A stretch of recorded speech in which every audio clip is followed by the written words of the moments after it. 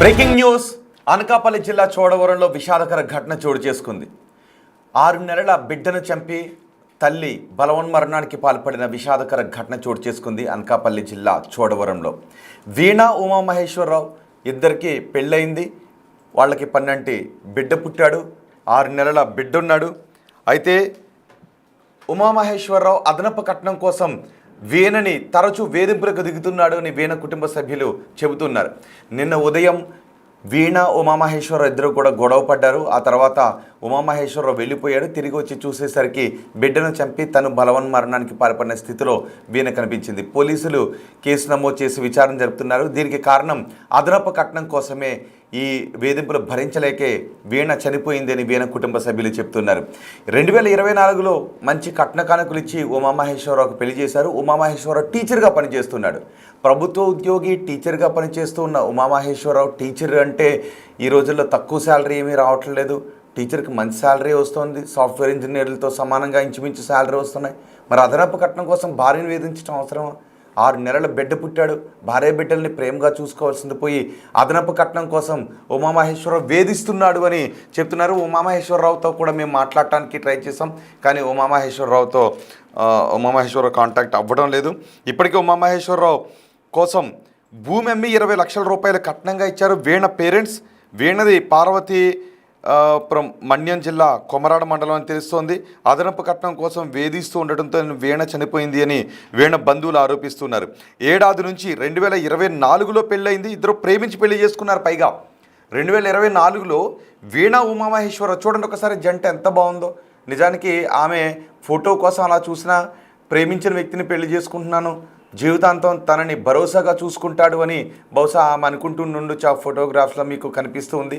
కానీ ఉమామహేశ్వరరావు అదనపు కట్నం కోసం వేధించాడు. లేదంటే ఏ తల్లైనా బిడ్డను చంపి తను చనిపోయింది అంటే ఆ సమయంలో ఆ తల్లి అంత కర్కశ నిర్ణయం ఎందుకు తీసుకుందో మనం ఊహించడం కష్టంగానే ఉంటుంది. ఉమామహేశ్వరరావు వేధింపులు భరించలేక చనిపోయింది వీణ అని వీణ బంధువులు చెప్తున్నారు. పైగా 6 నెలల పసికందును 6 నెలల పసికందు అంటే ఇంకా తల్లిపాలు తాగి బతికేటటువంటి బిడ్డతనం, తల్లి పొత్తిళ్ళలో ఆడుకోవాల్సిన బిడ్డ, తన పాలిచ్చి బిడ్డను ఎదుగుదలను చూడాల్సిన ఆ తల్లి ఆ బిడ్డ గొంతును నులిమి చంపేసింది అంటే ఆ సమయంలో ఎంత మానసిక క్షోభ అనిపించిందో మనం అర్థం చేసుకోవచ్చు. 2024లో ఇద్దరు ప్రేమించి పెళ్లి చేసుకున్నారు. పెళ్లి సమయంలో ఒక భూమిని అమ్మి 20 లక్షల రూపాయలు కట్నంగా ఇచ్చారు వీణ పేరెంట్స్. పైగా ప్రభుత్వ ఉద్యోగి టీచర్కి ఈ రోజులో మంచి శాలరీ వస్తుంది. టీచర్లకు మంచి శాలరీ వస్తుంది.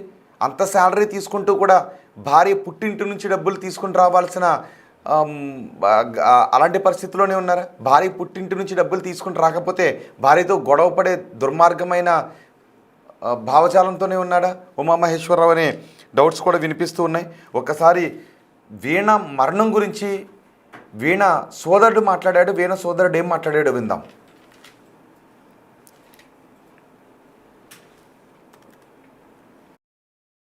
చేసుకున్నాను సార్. సో ప్రేమించి పెళ్లి చేసుకున్న సందర్భంలో వాళ్ళకి మేము ఒక 27 లక్షల రూపాయల కట్నంగా కూడా ఇవ్వడం జరిగింది సార్. సో వాళ్ళు ఇక్కడ తన జాబ్ నిమిత్తం కోటపాడులో గవర్నమెంట్ ఉద్యోగం చేస్తున్నాడు సార్. టీచర్గా పని చేస్తున్నాడు. సో వాళ్ళు ఇక్కడ ఉంటున్న ట్రాన్స్ఫర్ అయ్యి ఇక్కడ తను టీచర్గా చేస్తున్నాడు సార్. సో మా చెల్లి కూడా 6 months బేబీతో మొన్నటి వరకు మా ఇంట్లోనే ఉన్నారు సార్. రీసెంట్గా తను ఇక్కడికి చోడవరం వచ్చేసి 1 month అవుతుంది సార్. సో ఈ 1 monthలో తను శారీరకంగా ఇబ్బంది పెట్టడం, మానసికంగా ఇబ్బంది పెట్టడం, వరకట్న వేధింపులకు గురి చేయడంతో తను మానసికంగా తట్టుకోలేక బాబుతో పాటు తను కూడా ఆత్మహత్య చేసుకుని చనిపోయింది సార్.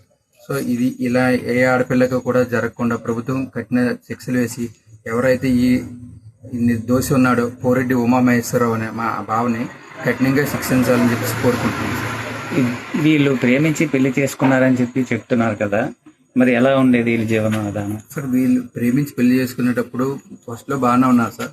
తర్వాత ఏంటంటే ఈ అబ్బాయికి ఎవరు లేరు సార్, పేరెంట్స్ అనేవారు ఎవరు లేరు సార్.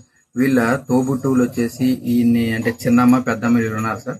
వాళ్ళ యొక్క ప్రోద్బలంతో తను నాకు ఎక్స్ట్రా అమౌంట్ కావాలి, డౌరీ కావాలి, అదనపు కట్నం కావాలని చెప్పేసి తను హింసించేసి చాలా ఇబ్బంది పెట్టాడు సార్.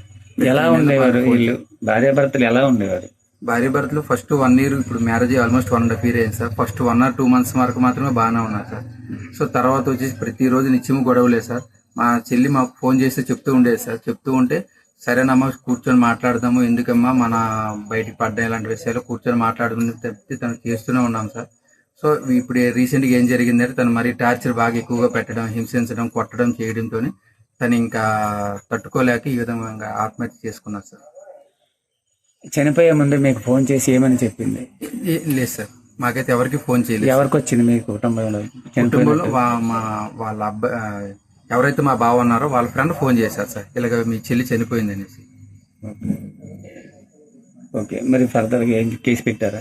ఆల్రెడీ కేసు పెట్టాం సార్. మేడం గారికి, డిఎస్పీ మేడం గారు వీళ్ళందరూ కూడా కంప్లైంట్ ఇచ్చాం సార్. సో ఈ విషయంలో తగిన న్యాయం చేసేసి మాకు ఏ ఆడపిల్లకి కూడా ఇలాంటి సంఘటన జరగకుండా ప్రభుత్వం తగు చర్యలు తీసుకోవాలని మనస్ఫూర్తిగా కోరుకుంటున్నాం సార్.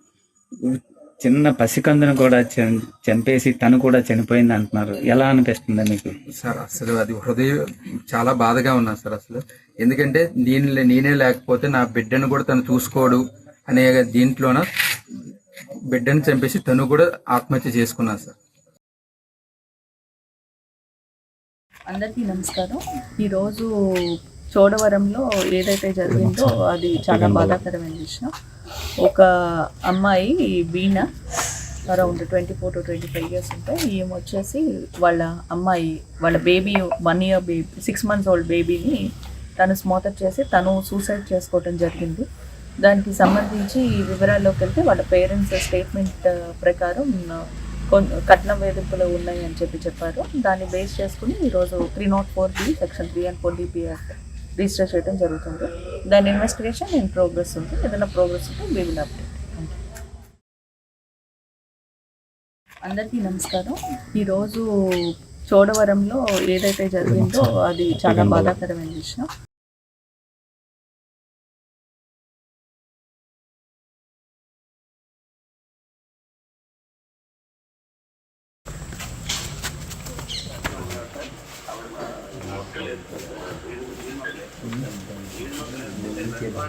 ఒకసారి డ్రెస్సెస్ దగ్గర ఒకసారి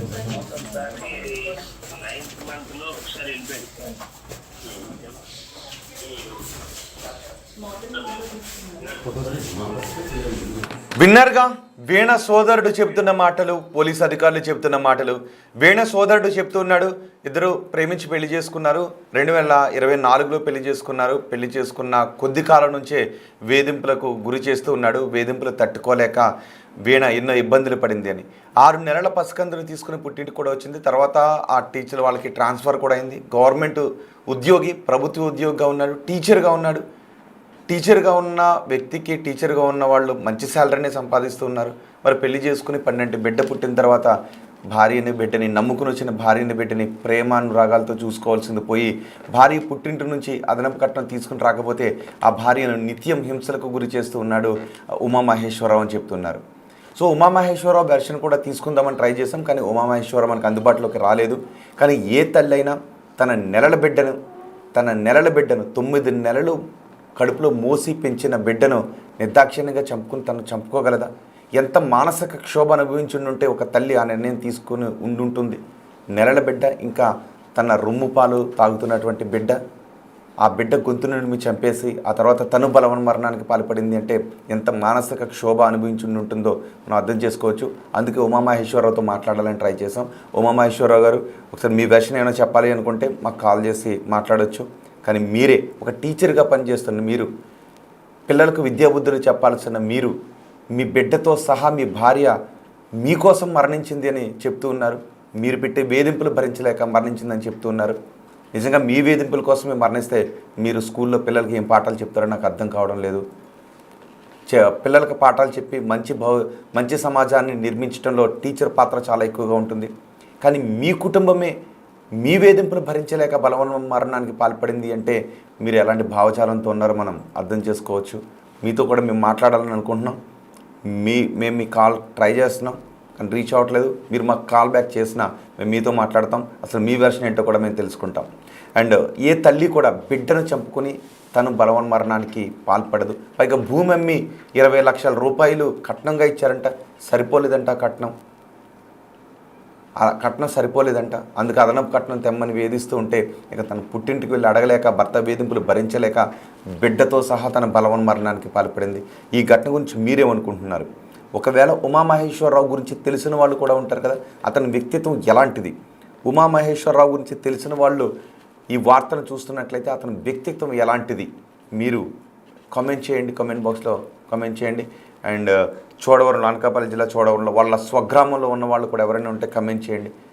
ఈ ఘటన గురించి వార్త చూస్తున్న మీరందరూ తెలుగు రాష్ట్రాల ప్రజలుగా మీరు ఏమనుకుంటున్నారు ఈ ఘటన గురించి? ఒక తల్లి 6 నెలల బిడ్డను చంపి భర్త వేధింపులు భరించలేక చనిపోయిందనే వార్త విన్న తర్వాత మీకేమనిపిస్తుంది?